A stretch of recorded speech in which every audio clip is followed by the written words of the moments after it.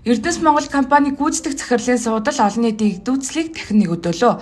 Учир нь Эрдэс Монгол компани гүйцэтгэх захирлын үүрэг гүйцэтгэгчээр даваа далайг өнгөрсөн оны 12 дугаар сарын 23-ны өдөр томилсон байдаг. Гэхдээ энэ томилгоо бол өнгөн дээр үүрэг гүйцэтгэх гэгч угтаа бол урьдчилан хилэлцэн аль бие усны томилгоо гэхэд хэлсдэггүй.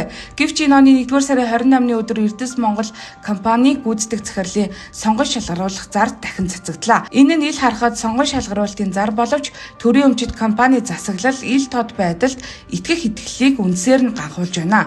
Төрийн өмчит компани удирдлагыг ил тод өрсөлдөөнтэй мэргэжлийн шалгуураар сонгоно гэж олон жил ярьсан. Гэтэл бодит байдал дээр томилгоо аль хэдийн хийгдчихэд дараа нь сонгон шалгаруулалт нэртэй зар нийтлэг нь иргэдийнүүдийг хуурах, хууль ёсны мэд харагдуулах оролдлого юм а. Сонгон шалгаруулалтанд материалаа бүрдүүлж цаг заваа зарцуулсан бусад нэр дэвшигчдийн хувьд жүжигийн нэг хэсэг болон үлдэж байна. Төрийн өмчхийн нэгний томилгооны шагнал биш. Тэр тусмаа Эрдэс Монгол бол жирийн нэг компани биш юм а.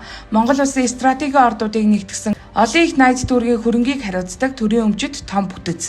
Ийм компани гүйцэтгэх захирлыг томилох асуудалд иргэдийнүүдийг гурилаар хуурна гихчийг үлгэрээр хандаж болохгүй юм а. Энэ бол тузын хараад бус байдалд эргэлзээ төрүүлж төрийн өмчит компани засаглалын реформыг үгүйсгэж шударгаас ил тод байдал гих үгсийг хоосон ураа болгож байна. Итгэл ингэж л үхдэг. Иргэд төрд итгэх итгэлээ нэг өдөр нэг шийдвэрээр алддаггүй. Харин иймэрхүү дүр хэсгсэн сонгон шалгаруулалт урьдчилж шийдсэн хууль бус томилгоо авилгал зэрэг нь итгэлийг аажмаар устгадаг. Төрийн өмчит компани засаглал гэдэг жүжиг биш. Харин улс орны ирээдүйтэй холбоотой асуудал юм а.